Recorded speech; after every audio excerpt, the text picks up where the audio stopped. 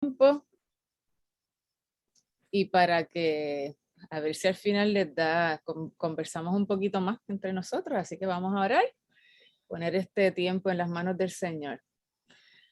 Señor y Padre, bendecimos tu nombre y queremos, Señor, que en este rato que vamos a estar compartiendo tu palabra, tu Espíritu se manifieste de manera grandiosa y que tu palabra sea clara, que tu palabra sea práctica para nuestras vidas.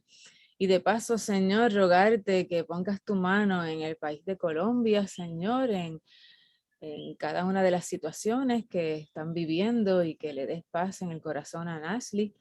Que le ayude, Señor, que sea clave entre su comunidad, como mujer de oración, Señor. Bendice ese lugar y también bendice cada gobierno, guía y toca el corazón para que las decisiones que se tomen pues sean para el bien del pueblo, Señor. Y pues, Padre, bendice cada hogar aquí representado y que tú pongas en mis labios lo que tú quieres que se enseñen esta noche, Señor. En el nombre de tu Hijo Jesús. Amén. Muy bien, pues comenzamos entonces. Hoy nos toca Éxodo. Éxodo, el segundo libro de la Biblia. Ay, hay un mensaje en el chat. Vamos a ver el mensaje. Bendiciones, Alexia. Muy bien. Pues nos toca entonces Éxodo hoy, el segundo libro de la Biblia, y al igual que Génesis, la tradición nos dice que lo escribió Moisés. Tenemos dos versículos bien interesantes aquí en Éxodo 24:4 que dice: entonces Moisés escribió cuidadosamente todas las instrucciones del Señor. Así que el mismo libro nos está diciendo que Moisés fue el que escribió por lo menos esas instrucciones. Éxodo 34:27 nos dice: después el Señor le dijo a Moisés, escribe todas estas instrucciones porque ellas indican las condiciones del pacto que hago contigo y con Israel. Así que son dos versículos que afirman que Moisés cogió lápiz, papel o una laptop, una computadora, no sabemos cómo fue que escribió, pero puso esas palabras para que las tuviéramos hoy. En cuanto a la fecha, pues la misma de Génesis, 1400, 1445 a.C., probablemente mientras estuvieron vagando por el desierto. Es interesante notar que las primeras palabras del libro son, y estos son los nombres, esas son las primeras palabras del libro, y así era que se titulaba el libro en un principio, pero luego se le cambió a Éxodo, que significa salida. Y Éxodo lo vamos a encontrar dividido en dos partes. La primera parte es cuando ellos salen de Egipto, del capítulo 1 al capítulo 18, y la segunda parte, la revelación de Dios en el Sinaí, que es del capítulo 19 al 40. Y en términos generales, el libro pues consiste en el relato del nacimiento de Moisés, cómo fue que lo salvaron, que lo sacaron de la agua, sus primeros años de vida. Relata también las 10 plagas, el viaje de Egipto hasta el Sinaí. También nos habla de los 10 mandamientos, que son parte fundamental de ese código moral de la civilización. Y también nos describe el tabernáculo, como ese lugar donde estaba la presencia de Dios. Bien importante también destacar que en Éxodo encontramos muchos milagros, y es el libro del Antiguo Testamento que más milagros vamos a encontrar. Y también, como bien impresionante, cómo Dios estuvo con el pueblo como columna de fuego y como nube. Así era como Dios acompañaba a esas personas a través de todo el desierto. Calorcito y nubecita para darle sombra. El propósito del libro, pues mira, el libro te presenta esas aflicciones del pueblo, pero también los triunfos que tuvieron, cómo se notó la providencia de Dios, cómo también Dios tuvo que emitir juicios ante el pueblo que era medio majadero y cómo se fueron cumpliendo las profecías y las promesas que Dios le dio a Abraham. No hace falta beba, que le daba a admitir a la gente, es un poquito complicado aquí. Yo le estoy dando a admitir. Tú le estás dando, ¿dónde está beba? Mírala aquí. Dios te bendiga, Beba. Gracias. Por eso le di al botón azul y se me desapareció. Gracias. Pues nada, cierro. Para poder concentrarme. Gracias. Saben que si quitan el waiting room, todo el mundo puede entrar sin tener que esperar que lo admitan. Sí, ese detallito se me olvidó otra vez quitarlo. Soy yo la culpable. Se me olvidó quitarlo y desde aquí no sé cómo hacerlo. Me iba a meter ahorita en los settings y se me olvidó. Pero nada, continuamos porque Beba está con nosotros.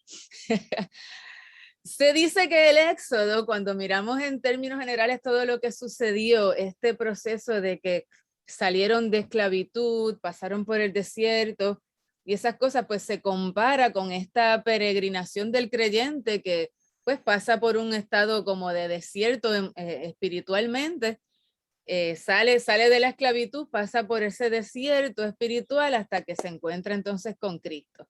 Así que es como una ilustración de lo que es la vida cristiana. Mucha gente lo ve de esa manera. Y cuando llegan a Canaán, que es la tierra prometida, la tierra que fluye leche y miel, pues entonces se compara pues con esa esperanza que tenemos de estar en el cielo.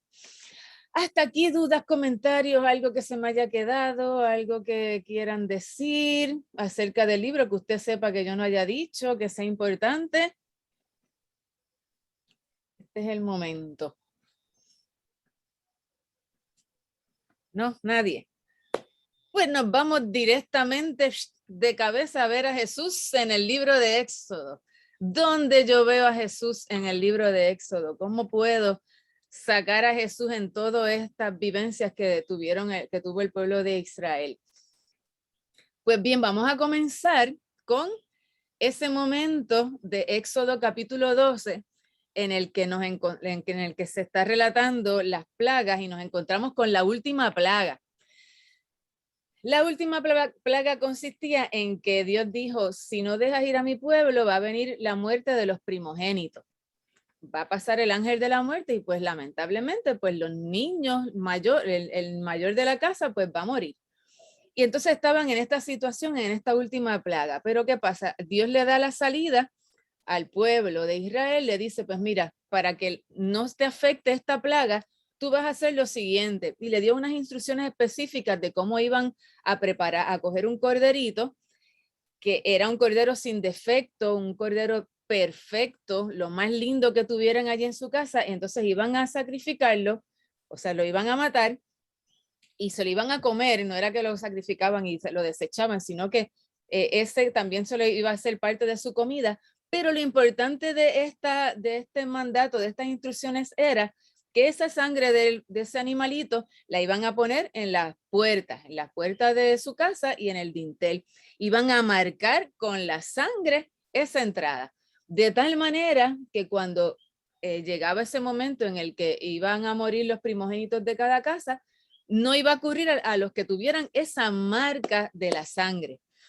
Y ya sé que rapidito uno piensa en Jesús, es automático. Ese cordero inmolado, ese cordero que sufrió la muerte para que esa sangre marcara esas puertas, rapidito pensamos en Jesús, es automático. Pero es bien interesante cómo luego de que se terminó la plaga y ellos ya estaban preparados para salir y empezar entonces su salida hacia el desierto, cómo mantuvieron o cómo Dios le dijo, mira, mantén esta costumbre de celebrar esta liberación, tanto de que no tuviste que vivir esa última plaga, pero también que saliste de ese lugar en el que estabas en esclavitud. Por lo tanto, de ese día en adelante se celebra lo que se llama la Pascua. Y esa Pascua es una fiesta de esperanza, una fiesta de vida, una fiesta de liberación. Simboliza también un nuevo comienzo porque salieron de un lugar de esclavitud para entonces encaminarse a algo mejor. Y como les mencioné, ese cordero que era sin mancha, que era perfecto, es símbolo o representaba lo que luego fue Cristo. Es lo que se llama una figura de Jesús, porque Jesús también fue sin mancha, Jesús también fue sin pecado, Jesús fue perfecto y fue el que luego como cordero inmolado pues dio la vida por nosotros. Y esto lo vamos a ver en varios versículos del Nuevo Testamento, el primero que les voy a mencionar es ese momento en el que Juan está en el río bautizando, y cuando llega Jesús y se le acerca, sus palabras fueron en Juan 1:29, he aquí el Cordero de Dios que quita el pecado del mundo. Juan 1:29. Rápidamente, cuando él lo vio, acuérdense que Juan estaba preparando el camino del Señor. Así que Juan, rápido que lo vio, dijo, ok, este es el momento para yo anunciar quién es este. Este es el Cordero que quita el pecado del mundo. ¿Por qué menciona el Cordero? Porque ya los que lo estaban escuchando tenían en su mente esa celebración de la Pascua, y rapidito venía su imagen, ese Cordero que se sacrifica para limpieza de los pecados. Y al decir que Jesús entonces es el Cordero, pues como que los amaqueaba un poquito y decía, espérate, pero ¿qué está diciendo este? ¿De qué estará hablando? Y ya ahí Juan lo anunció, este es el Cordero que quita el pecado del mundo. Nos movemos también a 1 Pedro 1:19 y 20. 1 Pedro 1:19 y 20, que está hablando acerca de la salvación y de varios temas bien importantes acerca del Evangelio, y dice, sino con la sangre preciosa de Cristo, sin mancha y sin contaminación, que eran los requisitos para sacrificar, para matar a aquel corderito el día de la liberación. Como cordero sin mancha, sin contaminación, como la de un cordero que ya había sido destinado desde antes de que Dios creara el mundo. Aquí caemos otra vez en lo que hablamos en Génesis la semana pasada, que ya Jesús estaba pensado desde antes. Y continúa el versículo diciendo, pero que se manifestó en estos últimos tiempos por amor a ustedes. Así que en estos dos versículos estamos confirmando, estamos reafirmando que Jesús es ese cordero, y que en aquel momento esa celebración de la Pascua que comenzó al salir de Egipto representaba, es una figura de lo que iba a ser Cristo luego al morir como cordero sin mancha. Y también me gustaría compartir una ocasión aquí en Hechos que me pareció sumamente interesante. Me gustaría que la analizáramos un poquito para ver cómo del Éxodo pasa el tema del Cordero, comienza en el Éxodo, pasa por los profetas y termina en Jesús otra vez. Y es ese momento en Hechos capítulo 8, comenzando por los versículos 26, un poquito antes, un poquito después, está relatando cómo Felipe el Espíritu Santo le habla y lo envía como si se hubiera teleportado, lo envía hacia un lugar en el camino de Jerusalén a Gaza. Se teleportó para allá y cayó cerca del carruaje de un hombre, pero no era cualquier hombre. Y esto es lo que interesante de esto, no era cualquier hombre, era un etíope. Los etíopes están al noreste de África, viven por esa área, ¿verdad? Etiopía, que hoy creo que se llama Yemen, si no me equivoco. Estaban en esa área. Y lo que es interesante aquí destacar es Hechos 8:26. El Señor le habló a Felipe y le dijo, levántate, ve hacia el sur por el camino que desciende de Jerusalén a Gaza, el cual es desierto. Entonces él se levantó y se fue. Sucedió que un etíope eunuco, era etíope, era eunuco y era funcionario de Candace, reina de los etíopes. Era una persona importante, con un puesto importante, que incluso dice que estaba sobre los tesoros, o sea, estaba encargado de los chavos de ese lugar, y había venido a Jerusalén para adorar. Había venido a Jerusalén para adorar, un etíope. ¿Quiénes son los que van a Jerusalén a adorar? Los judíos, ¿no? Los que conocen a Dios, los que saben que es el templo y que allí se adora a Dios. ¿Qué hacía un etíope adorando en el templo? ¿Qué hacía un etíope que viaja de por allá de África y corre todo ese camino para llegar a Jerusalén? Pues les cuento los rumores y lo interesante de todo esto. Cuando tú buscas qué otra persona viene de esa área, te vas a transportar a la reina de Sabá. ¿Se acuerdan de la reina de Sabá, verdad? La reina de Sabá fue donde Salomón a preguntarle y a hablarle y a saber por qué Salomón era tan sabio, a conocerlo, porque era impresionante la sabiduría de Salomón, además de que se dice que Salomón estaba buscando por aquellas áreas cómo controlar el mar. Pues allí ella levantó un warning y dijo, espérate, ¿quién es este que está chequeando por aquí para adueñarse del mar mío? Pues déjame ir a hablar con él, a ver qué es lo que está pasando. Era una relación de negocio y a la misma vez religiosa, porque vemos cuando se relata esta historia, vemos cómo ella queda impresionada con la sabiduría de Salomón. Fue impactante todo lo que Salomón le habló. Y se dice que ella no estuvo allí un día, que fue, hola Salomón, ¿cómo está? Pues nos vemos, y se fue al otro día. Se dice que estuvo bastante tiempo, casi 6 meses por allí con él, aprendiendo y llevándose consigo no solo este tema de negocios, sino también la creencia de Salomón en Dios. Y ella le impactó ese temor que había y esa creencia en Dios y todo como ellos celebraban pues la adoración a Dios. Incluso hay una leyenda que dice, digo leyenda porque así es como la describen, hay una leyenda en Etiopía que dice que ella tuvo un hijo de Salomón que le puso Menelik o Melenik, algo así, que significa hijo del sabio. Y se dice que al estar entonces ella, tener un hijo de Salomón, pues hubo un vínculo bien cercano y esas costumbres que ella aprendió de Salomón se las llevó al lugar donde ella vivía. Todo esto para entender qué hacía un etíope adorando en el templo. Probablemente porque venía con este bagaje, ya estas costumbres se habían afincado en ese lugar y tenían la costumbre de ir a Jerusalén a adorar. Y esto es impresionante porque él no era judío, era un gentil. ¿Qué pasa? Que entonces cuando Felipe se acerca a él, curiosamente o por casualidad, él estaba leyendo el pasaje más impactante que hay en la profecía acerca de Jesús y es Isaías 53.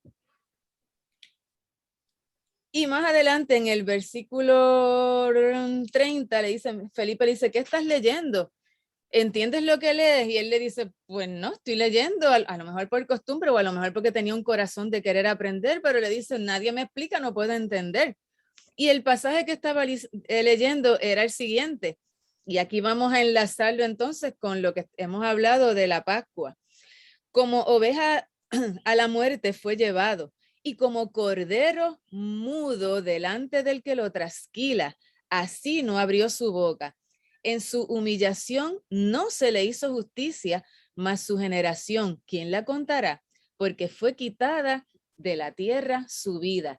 Y tú dices, wow, es el momento perfecto para que Felipe le hable de quién, de Cristo, porque él estaba leyendo, pero como él venía de otro país, no tenía en su mente lo que los judíos tenían acerca del Cordero, acerca de la Pascua. Tú le leías esto a un judío y entendía rápidamente quién era el Cordero, pero un etíope no sabía porque a lo mejor no tenía tan claro cuál era ese proceso de la Pascua y el proceso del animalito. Y entonces ahí fue el momento perfecto donde Felipe, dice el versículo 35, abrió su boca y comenzó desde esta escritura. O sea, él comenzó explicándole la escritura, explicándole la profecía, explicándole todo lo que tenía que ver con la Pascua, con el Éxodo, con ese momento de liberación. Y empezó desde ahí y le anunció el Evangelio de Jesús. Y es impresionante cómo otra vez Dios va uniendo cada detalle de la historia del Antiguo Testamento y la va entrelazando hasta caer otra vez en el tema de Jesús como nuestro Redentor. Y en ese momento, ese corazón de ese hombre quedó lleno de toda esta información y fue movido, se convierte a Cristo y le dice, aquí hay agua, ¿por qué no me bautiza? O sea, completó todo este proceso de conversión, incluso bautizándose a lo mejor en el poquito de agua que había por allí, lo bautizó y así, entonces este etíope, yo me imagino que entonces regresó a su lugar compartiendo del evangelio y entonces explicando de quién hablaba las escrituras en Isaías 53. Y me parece impresionante cómo cómo todo va encajando y cómo este hombre, lo quise traer por eso, porque no era judío, y cómo él tuvo ese corazón abierto para recibir palabra de Dios y cómo a través de la lectura de ese cordero que mudo, que ese cordero humilde, cómo se dejó morir, y ese cordero pues entonces representa a Cristo.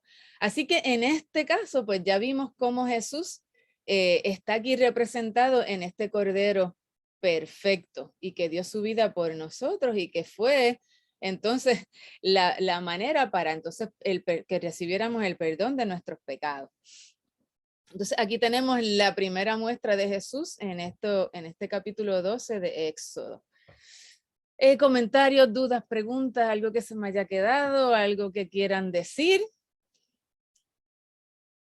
¿Pueden hablar? ¿Alguien que quiera compartir algo? Wanda no tiene el sombrerito, está muda hoy, no. Iremi, me encantó entrar en conocimiento de esa conexión. Me encantó. Sí, es bien impresionante. Qué bueno, esa es la idea. A mí me llamó la atención, el hecho de que en este caso no fue la reina de Sabá, digo, ¿verdad? Quién sabe si hubo un poco de influencia también, pero la que influenció a Salomón, sino Salomón a la reina de Sabá. Uh-huh. Y trascendió, o sea, esa cultura, y trascendió hasta esto. Porque pues nosotros somos llamados a ser influencia, o sea, y no a dejarnos influenciar por el mundo. Y entonces, pues ahí vemos un gran ejemplo, ¿verdad? De fuerte, o sea, el resultado de ser influencia, o sea, que nuestra vida sea un testimonio tan fuerte, nuestra vida que debe ser adoración, sea tan fuerte que por ahí mismo nosotros seamos el gancho para traer la gente a Jesús. También leí bien interesante que hay una comunidad judía en Etiopía que se llaman Beta Israel. Incluso hubo movimientos desde el 77, 84 y 90 me parece, que los reconocieron y los trajeron a Jerusalén para que pues regresaran a sus raíces, a sus orígenes. Es bien interesante. Ahí también, ahí se comenzó entonces a evangelizar a los gentiles y a abrir la mente de que la salvación no es solamente para los judíos, sino que es para todos. Lo que hablamos el martes pasado, que a través de Abraham serán bendecidas todas las naciones. Muy bien, pues pasamos a Éxodo 3:14. Éxodo 3:14, que me gusta esta expresión cuando está Moisés hablando con Dios, que Dios lo mandó a hacer le estaba dando las instrucciones de que él iba a ser el que iba a sacar a ese pueblo de ahí. Y entonces Moisés está un poquito con miedo y le dice, pero si me preguntan, ¿quién le digo que tú eres? ¿Quién tú eres? ¿Sabes qué nombre le digo? Y él dice, y respondió Dios a Moisés, yo soy el que soy. Yo soy. Y dijo, así dirás a los hijos de Israel, yo soy, me ha enviado a vosotros. Y ese yo soy, pues, es las letras estas que le llaman el tetramagnon, que es la YHWH, que pues luego se tuvo que traducir a Jehová, al Señor, a un nombre, porque yo soy como que no los convencía mucho, y entonces le pusieron, por eso es que está Jehová o está el Señor, y hay diferentes maneras, pero realmente lo que él dijo fue yo soy. Y esa declaración de yo soy lo que significa ser o existir.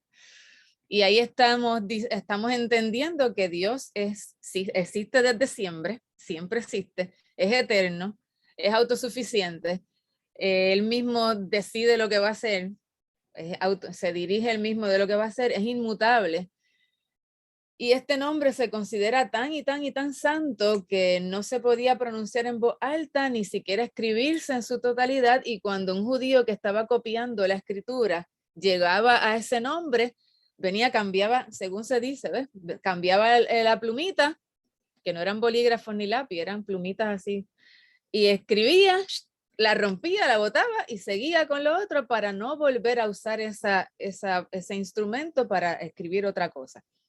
Así de impactante era ese nombre, porque pues el nombre ya de por sí de Dios era para ellos algo demasiado impactante. Y Jesús, vamos a ver ahora cómo él mismo se declara que él es también el yo soy, y lo vemos en Juan 8:58. Juan 8:58 dice: ciertamente les aseguro que antes de que Abraham naciera, yo soy. Utilizando el mismo nombre que utilizó Dios en Éxodo. De tal manera que vamos entonces a entender que son la misma persona con el mismo nombre, es el mismo, pero entonces Jesús se encarnó y lo vemos como figura de hombre, pero él siguió siempre diciendo y declarando que él era Dios.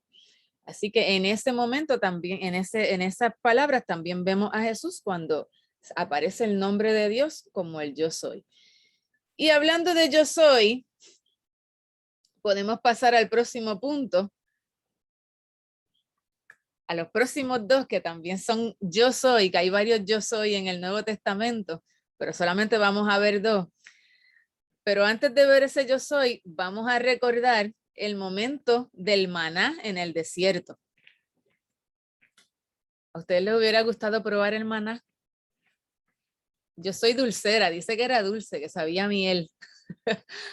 Hubiera sido interesante, ¿verdad? Tener ese maná.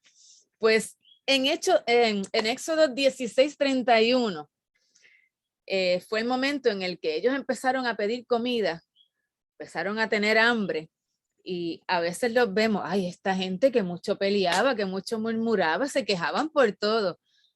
Pero tú con hambre, no me digas que no te pones media cranky, ¿verdad? Cuando el hambre empieza a picar, la gente que se pone de mal humor y hay un estrés, y si ves a tus hijos con hambre y ver a un bebé llorando porque no tienes que comer porque salieron apurados al desierto y se cruzaron el mar se cerró y ellos siguieron por ahí para abajo y de momento, oye, ya está picando el hambre, espérate, ¿cuántos días llevamos sin comer? Pero cuando vamos a comer tanta comida que teníamos, siempre teníamos que, empezaron por ahí el lloro, la queja, la exageración y los dramas. Y Jesús dijo, ok, los voy a complacer, los voy a enviar codornices, comieron las codornices y les dijo, pues también les voy a enviar pan del cielo. Y se levantaron una mañana y encontraron como el rocío así en el piso, y cuando cogieron eso eran unas pelotitas que eran como la semilla de cilantro, pequeñitas, dice que era dulce, dice que parecían escarcha, el color no me acuerdo cómo era porque el nombre era un poquito raro, pero pues encontraron esas cositas en el piso y las podían machacar con piedra y hacer unas tortitas, y esa era su comida. Y eso llegaba todas las mañanas, de acuerdo a unas instrucciones específicas de Dios siempre, que no podían guardarlo en la nevera para comérselo a las 2 de la mañana cuando le picaran los monchis a medianoche. Eso no podían hacerlo porque el que lo hizo, cuando abrió la nevera, encontró que tenía gusanos. Así que Dios le dijo, pues háganme caso porque necesito que confíen en que esta provisión va a ser diaria. Así que cómete lo que te vayas a comer, que te satisfaga durante el día y mañana vas a tener más. Pero entonces era como, de verdad, aparecerá más mañana. Entonces eso les creaba esa dependencia de Dios y esa confianza, y ese era el propósito de esto, que ellos se mantuvieran dependiendo de Dios, de que Dios le iba a proveer su necesidad. Y entiendo yo que este maná, yo creo que fue como estas pastillitas Centrum que tienen todas las vitaminas, porque ellos necesitaban vitaminas, minerales, necesitaban todo lo que el cuerpo necesita para seguir caminando, energía. Incluso entiendo yo, y esto me lo estoy pensando yo acá, que tenían que entrenar físicamente porque ellos tenían que saber pelear, porque durante el camino ellos tuvieron que enfrentarse a gente y tenían que estar físicamente saludables y fuertes, porque tenían que defender a su gente y se encontraron con gente y tuvieron que pelear. Así que esta provisión que Dios le estaba dando, ese maná, esas tortitas, tenían que ser como una pastilla Centrum que tuviera todas las vitaminas ahí metidas para que ellos pudieran sobrevivir. Y dice la palabra que ellos no se enfermaron, que sus vestiduras no se dañaron. Así que seguían viendo la provisión de Dios en el momento de hambre, seguían viendo la provisión de Dios en que los cuidaba para que pudieran lograr llegar hacia donde querían llegar. Y esto era un milagro también que Dios les estaba enviando para que su confianza y su fe se afirmara. Y así estuvieron por 40 años comiendo del maná. Había ocasiones que a lo mejor había otra cosa que encontraban de camino, algo más para comer, pues en ese momento el maná se detenía, pero siempre lo tenían. Ahí Dios no falló en darle su alimento. Me imagino que se cansaban porque pues comer lo mismo todos los días, pues a lo mejor era un poquito tedioso, pero no falló la provisión, no falló la provisión. Y el pan para ellos era algo, yo creo que como el arroz para nosotros. Siempre tenían pan, el pan tenía que estar presente en todo momento, lo que era pan y vino era para ellos esencial. Y ese pan, que es un alimento básico, incluso me acuerdo de la viuda que le dijo a Elías, pues lo que tengo es harina para hacer pan y morirme, eso es lo que me queda. Pero era lo esencial, lo último, lo que más le podía satisfacer su hambre era pan. Y de esa misma manera que el pan es básico para la vida, para matar el hambre, pues de la misma manera se compara entonces con Jesús. Es una comparación perfecta con Jesús, pero en el sentido espiritual. Necesitamos a Jesús como ese pan para alimentar nuestra hambre espiritual. Y esto mismo lo dijo Jesús cuando está en la Santa Cena con sus discípulos. Un versículo que entiendo yo que es bastante conocido. Las citas son Mateo 20:26 y Marcos 14:22, cuando Jesús dice, y partiendo o en ese momento de darle la cena, que partió el pan, le dijo, tomad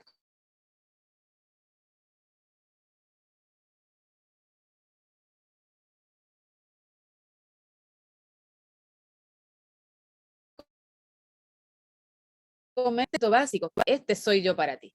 Este pan que estoy partiendo, yo soy este pan que te da alimento, pero alimento espiritual. Si vamos también a Juan 6:48, vamos entonces a unir el yo soy con esta provisión de pan. Y lo dice en Juan 6:48, yo soy el pan de vida. Y entonces aquí en este versículo alude a aquel momento del Éxodo. Los padres de ustedes comieron el maná en el desierto y murieron. ¿Por qué? Porque era pan solamente para satisfacer el cuerpo.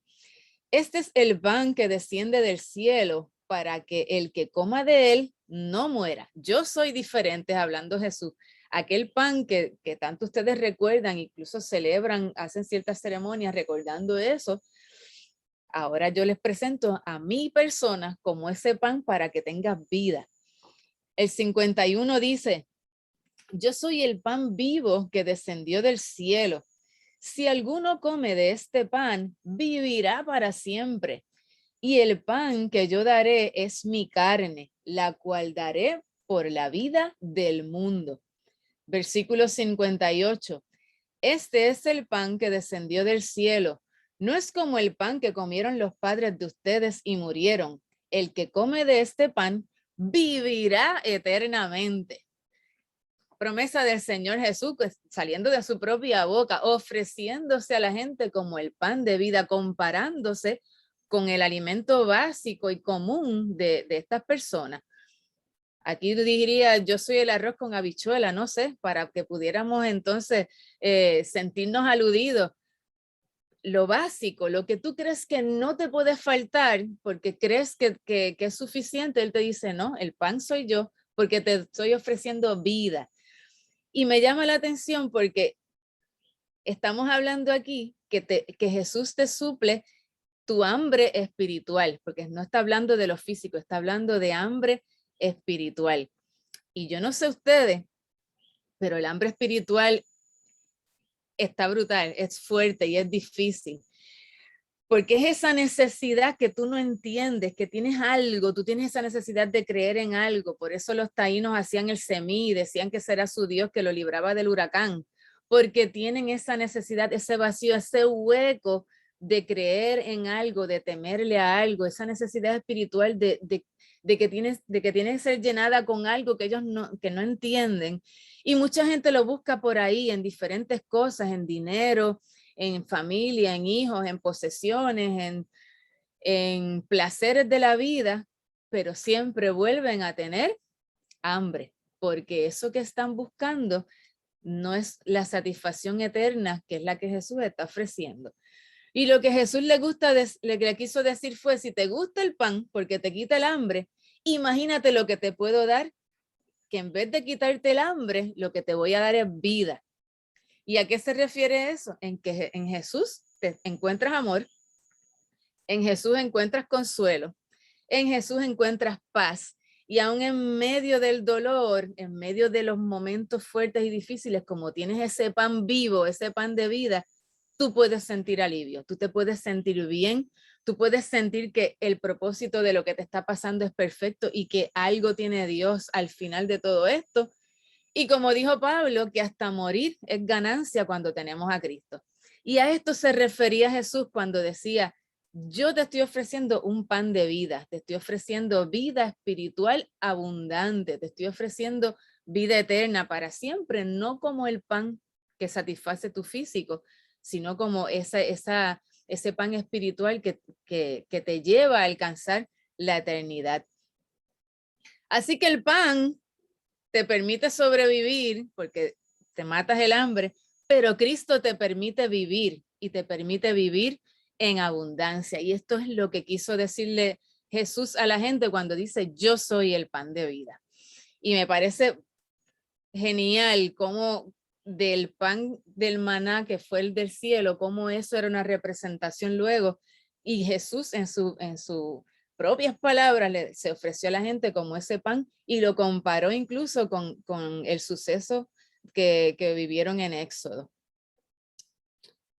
Así que amén por eso y gloria a Dios por eso, porque se ofrece como el pan de vida. Comentarios que quieran decir.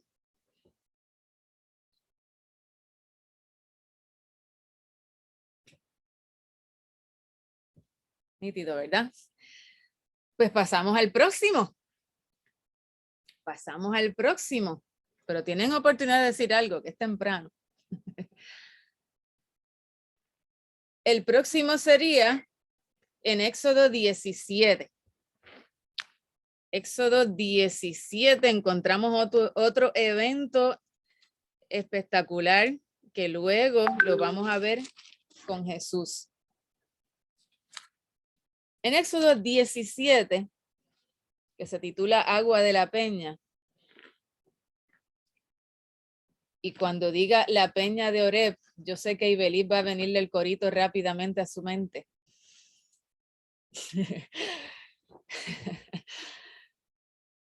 Aquí encontramos ese momento en el que además de hambre, que es algo común en el ser humano, pues también le dio sed.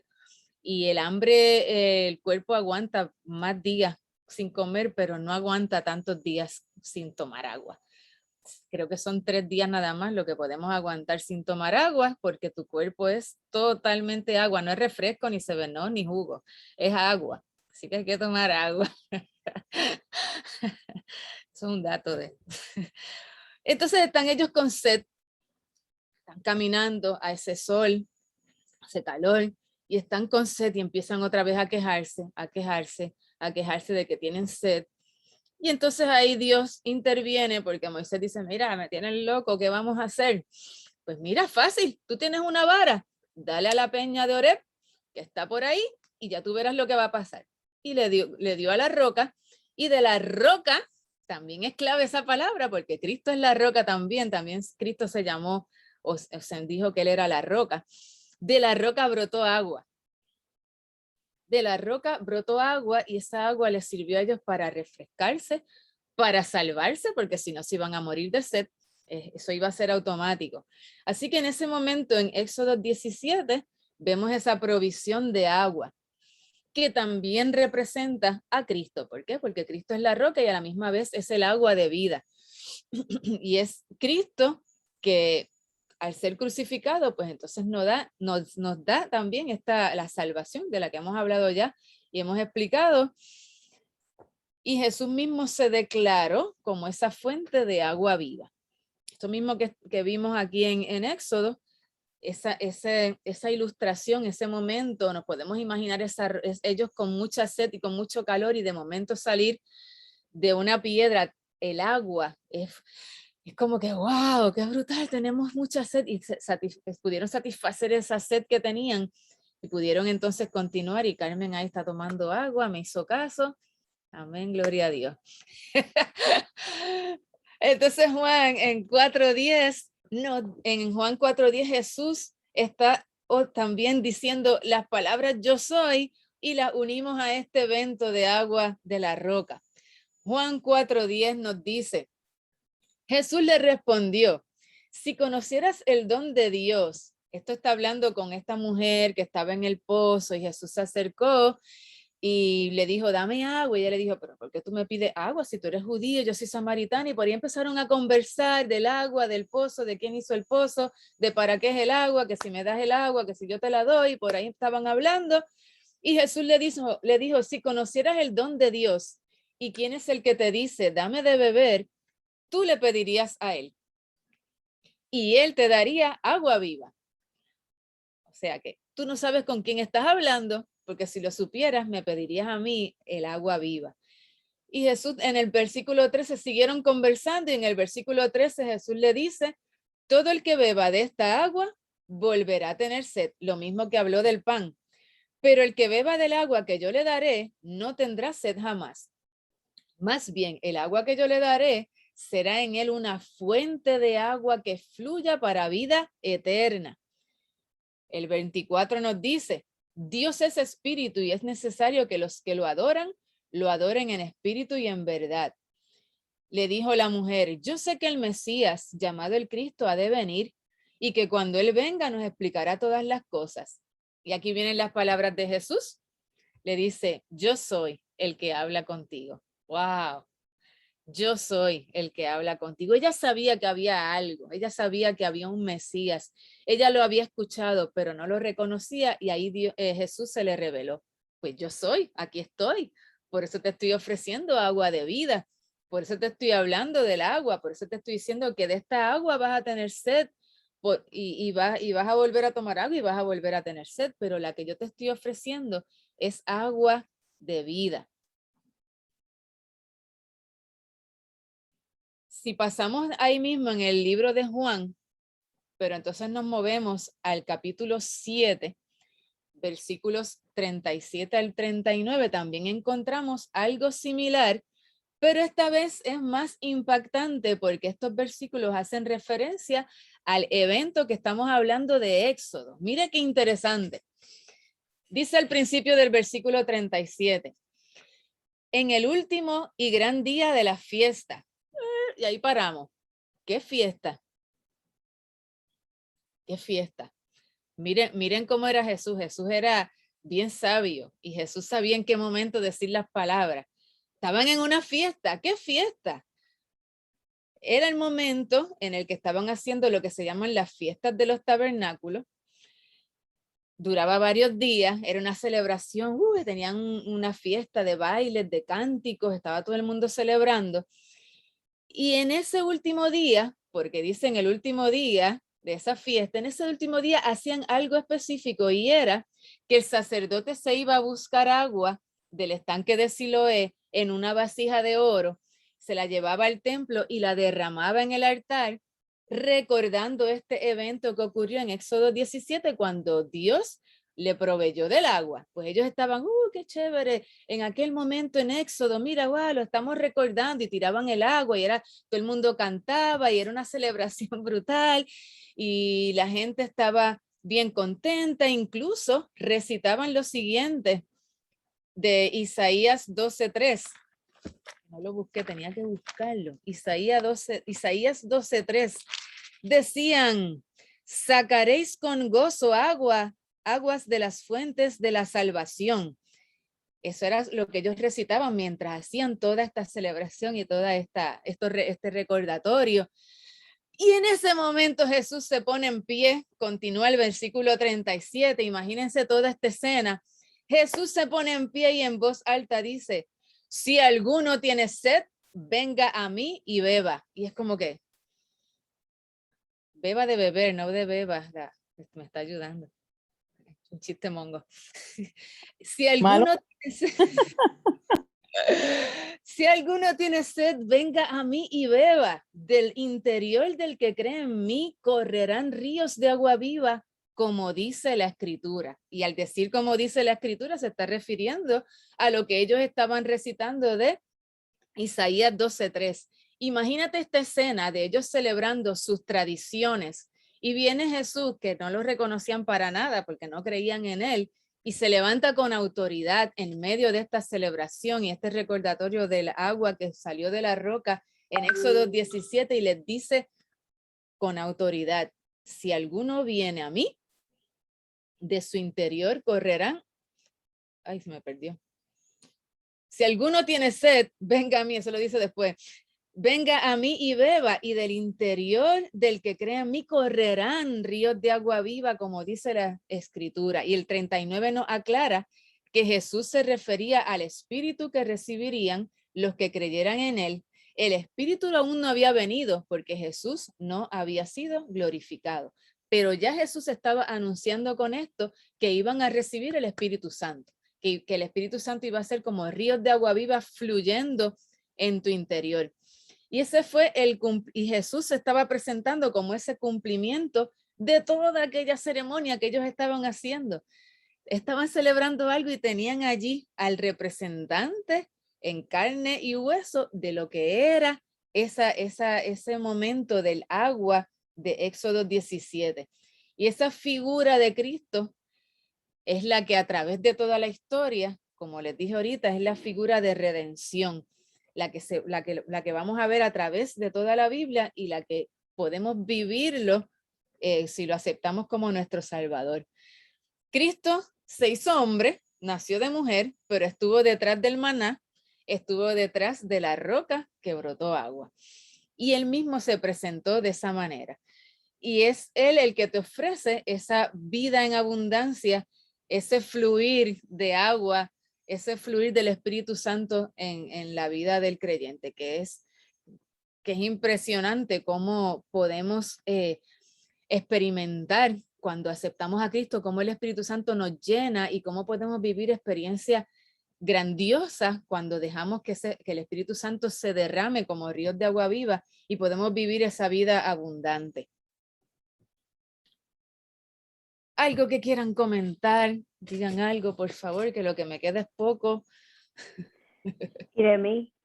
Diga. Es Jackie. Estaba pensando, tú sabes que el yo soy, ¿verdad? En el verbo hebreo, aparte de querer decir ser, quiere decir también existir. Ajá. Y a veces cuando tú ves eso, como Jesús también con lo que él hacía, hace referencia a lo anterior como para atar todo eso, siento que es como una manera también de decir, mira, yo he existido desde ese momento, lo que esto te está haciendo recordar desde ahí, soy el mismo ayer, soy el mismo ahora, y soy el otro que también, lo otro que viene por delante. Entonces es una manera como de afirmar, como que cuando él decía yo soy ese. Yo he existido desde entonces. Amén, seguro que sí, como que no acaba, como que está. Exacto. Siempre. Muy bien, excelente. ¿Puedo comentar algo? Seguro que sí. Sí, mira, básicamente en la misma línea de Jackie, pero es que me llama algo la atención. Jesús usó muchas veces el término yo soy y nadie cayó al piso. Sin embargo, en el momento de la crucifixión, cuando llegan los soldados romanos, que él dice, yo soy, todos caen al piso. Y me llama tanto la atención el hecho de que con el pueblo y con la gente, cuando él se identificaba como el yo soy, no existía ese, no sé qué cosa en particular, pero la gente no caía. Cayeron los que eran enemigos de él. Me llamó tanto la atención mientras tú ibas explicando esto, yo nunca me había percatado de de que en un momento dado el yo soy significa un grito de victoria y que la gente cae. En el otro es esa misericordia, esa bondad, esa gracia de decir, mira lo que yo soy. Mira No lo que sé si me capta. Ajá, ajá. Sí, sí, sí, sí. Y me llamó tanto la atención eso porque muchas veces lo había visto, pero nunca lo había entendido desde ese punto. El término yo soy, como en momentos particulares adquiere una relevancia a tono con la situación. Exacto. Amén. Nítido.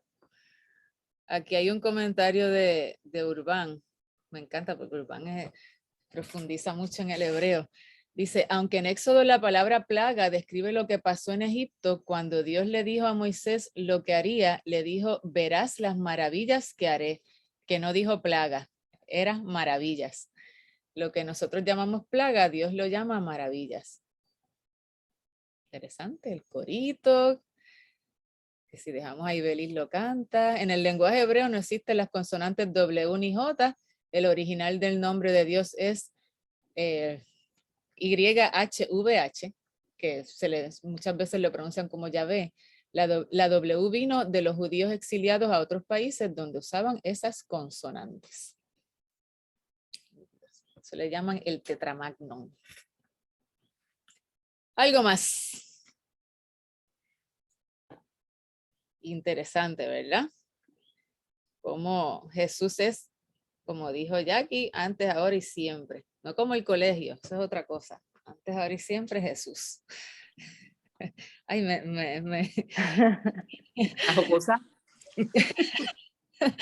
Muy bien, pues terminamos con Jesús en el tabernáculo, que es el otro tema principal que trata Éxodo, que es que Dios mandó a Moisés a preparar un lugar para que la presencia de Dios estuviera allí. Y fue también algo espectacular porque eso habían unas instrucciones y unas, o sea, si no lo han leído, lean con detenimiento cada detalle de cómo se preparó el tabernáculo, porque incluso había un proceso que a cada uno le tocaba recoger y empacar, y al que se le olvidaba, pues se le quedaron los tornillitos allí, después no había cómo montarlo más al frente. Tenían que ser bien rigurosos en la manera como levantaban la tienda del tabernáculo y la movían para otro sitio, y Dios fue bien claro en cada instrucción. Pero en general así, bien general, sin entrar en detalle, lo que tenían eran unas cortinas, un patio, un área donde tenían unas fuentes, entonces tenían el lugar santo y luego tenían el lugar santísimo. En eso consistía el tabernáculo. Podemos ver a Jesús en muchos lugares del tabernáculo, pero yo solo me voy a dirigir, imagínatelo, entraste al patio, entraste al lugar santo y llegaste al final al lugar santísimo, que es el cuartito pequeño al final donde estaba el arca, que allí en el arca pues había un poquito de maná, estaba la vara y estaban las tablas. Y encima de eso había algún propiciatorio, si no me equivoco. Había algo allí encima. Eso era lo único que había en ese lugar, en el lugar santísimo. El lugar santísimo, eso lo encontramos en Éxodo 26. Y por allí, por esos capítulos, pues vas a ver con detalle todo lo que Dios les dijo. Era el lugar más sagrado del santuario. Allí se encontraba, como les dije, el arca del pacto, con las cositas que les dije. Y desde allí Dios se revelaba a Moisés. Allí Dios hablaba con Moisés. Eso lo encontramos en Éxodo 25-22. Por eso era que el arca también se decía que era símbolo del trono de Dios y la ley como el asiento de su trono. Eso es pues un comentario de lo que se piensa de lo que era. Allí solo podía entrar el sumo sacerdote, y esto lo hacía una vez al año, el día de la expiación, para hacer el sacrificio una vez al año, y era como que él se tenía también que tenía que pasar por un proceso para poder entrar al lugar santísimo una vez al año por el pecado del pueblo, y era una ceremonia ahí bien estricta, y era solamente en el lugar santísimo. ¿Por qué les traigo esto? Porque aquí hay algo que a mí siempre me ha llenado el corazón, porque lo que es la crucifixión de Jesús a mí me parte la vida. La película esta de Jesús yo no la pude ver completa. Para mí eso era demasiado fuerte. porque esa escena de Jesús crucificado en la cruz, a mí me causa, me pone mal. Y más cuando sé que fue por culpa mía o a favor mío.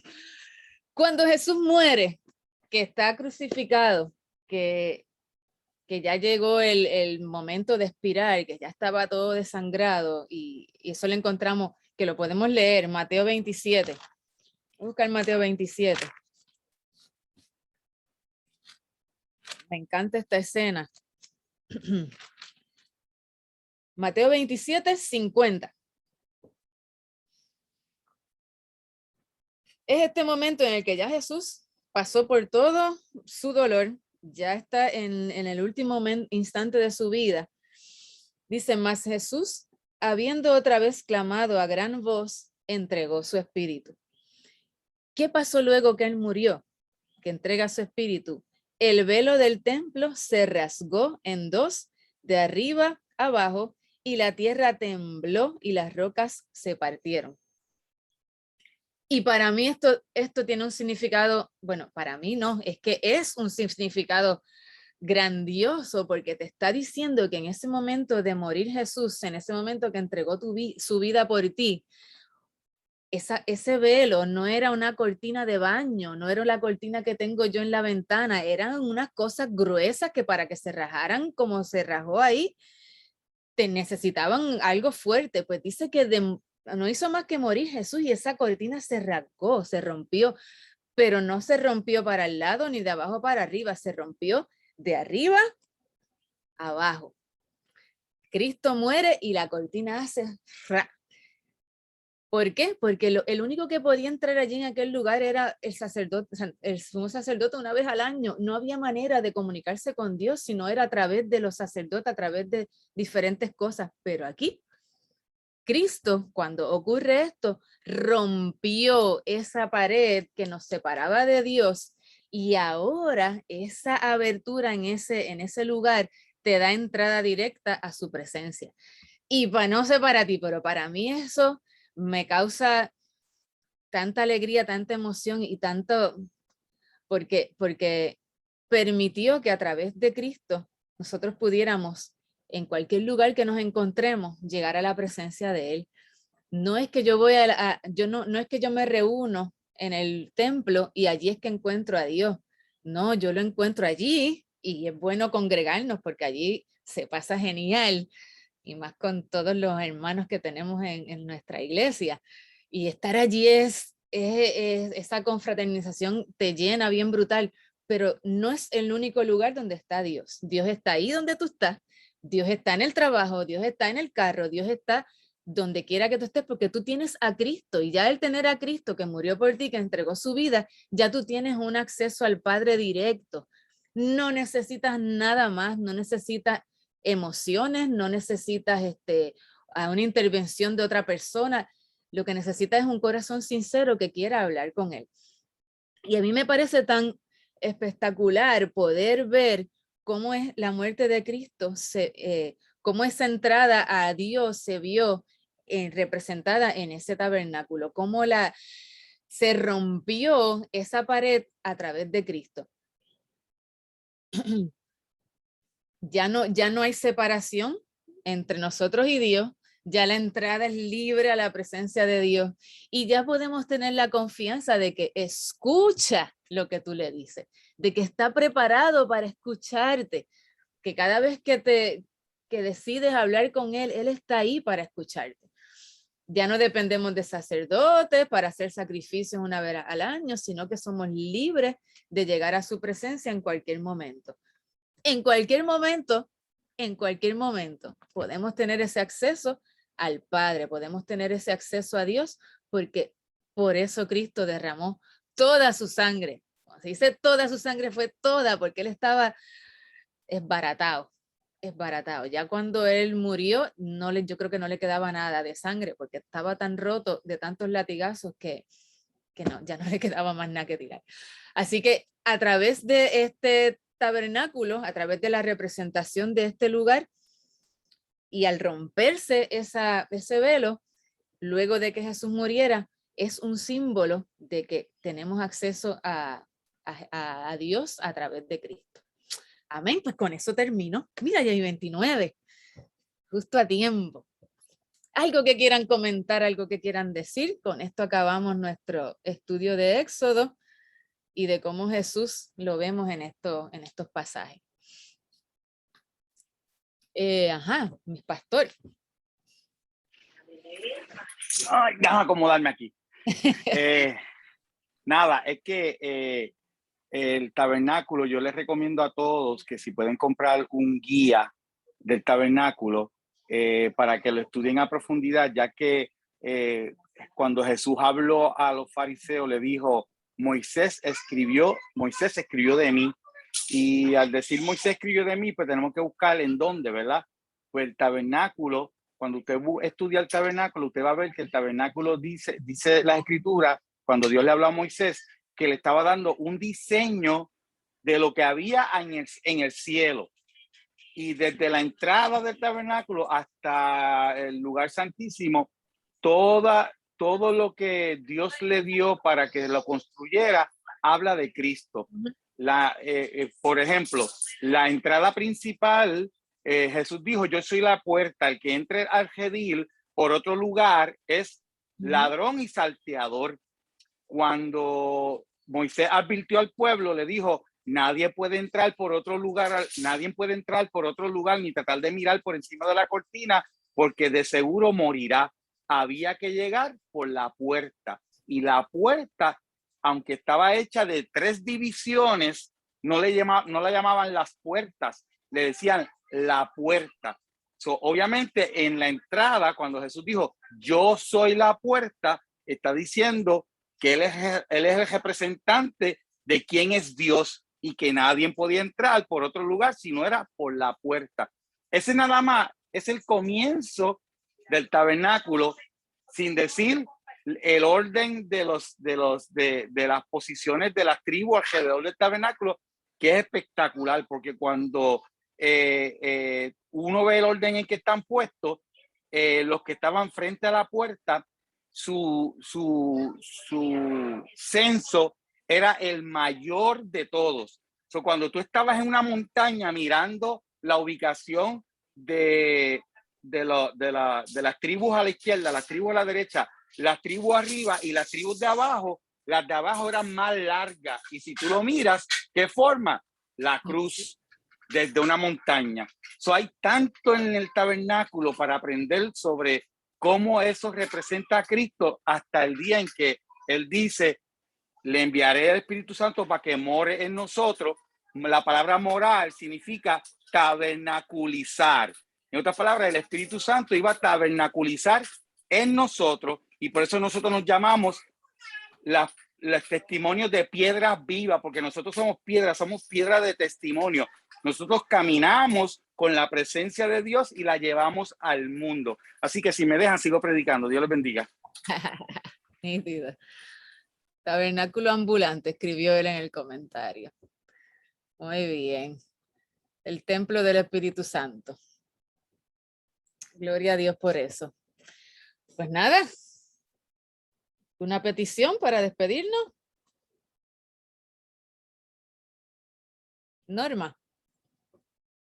Sí, quería hacer otro pequeño comentario cuando estabas comentando que cuando ellos desarmaban el tabernáculo para volverlo a armar, tenían que tener unas especificaciones, y me llamó mucho la atención. Quiero compartir esto con los compañeros, que era necesario tener una disciplina, y la disciplina Dios la establece y es necesaria con un propósito. O sea, no es porque sí. Las disciplinas no se crean porque sí. Generalmente las disciplinas provocan, ¿verdad?, que se pierda menos tiempo. Pero también provocan una formación de carácter, porque el que está disciplinándose tiene que obedecer.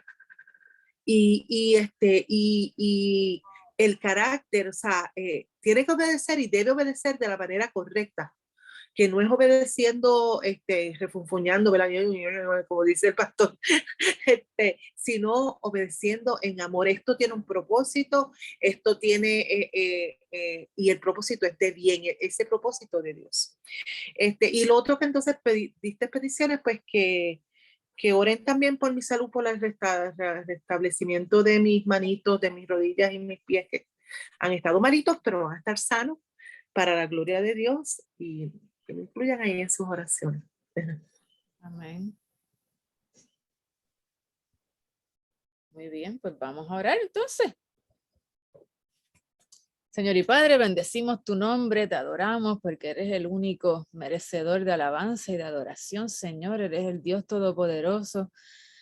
Y te exaltamos en esta noche y te agradecemos por tu palabra y por todo lo que podemos aprender de ella y de la manera en cómo tú nos hablas y cómo nos traes a Cristo a través de ella y cómo nos enseñas, nos muestras esa redención que tenemos a través de él, Señor. Permite que nuestra fe cada vez sea más grande y que día a día podamos vivir esta verdad en nuestras vidas convencidos y arraigados de ti, Señor. Y en esta noche, Padre, quiero presentar a cada uno de los que estuvieron aquí escuchando, Señor, a sus familias, sus necesidades, que tú sanes al que está enfermo, Señor, al que está teniendo algún padecimiento. Especialmente te pedimos por la petición de Norma, Padre, que tú obres en su cuerpo, que tú toques sus manos, sus piernas, que ella pueda sentir alivio, Señor, que tú saques todo eso que le está quitando su salud, Señor, su movilidad. Y Señor, que pueda sentirse mejor, que tú seas su sanador, que tú la toques y que puedas sentir alivio, Señor, te lo rogamos. Sabemos que tienes el poder para hacerlo y confiamos en ti, confiamos en que tienes ese poder para sanar, Señor. También te pedimos que nos dirijas durante el resto de la semana y que afirmen nuestros pies, Señor, en ti, en tus caminos, Padre. En el nombre de Cristo Jesús, amén. Amén, Señor. Muchas gracias por estar. Se cuidan mucho. Nos vemos la semana que viene con Levítico. Así que Dios les bendiga mucho. Nos vemos. Amén, gracias. Dios les Amén, bendiga. amén. Bendiciones para todos. Bye. Nos vemos el próximo martes. Ah. Dios les cuide. Bendiga.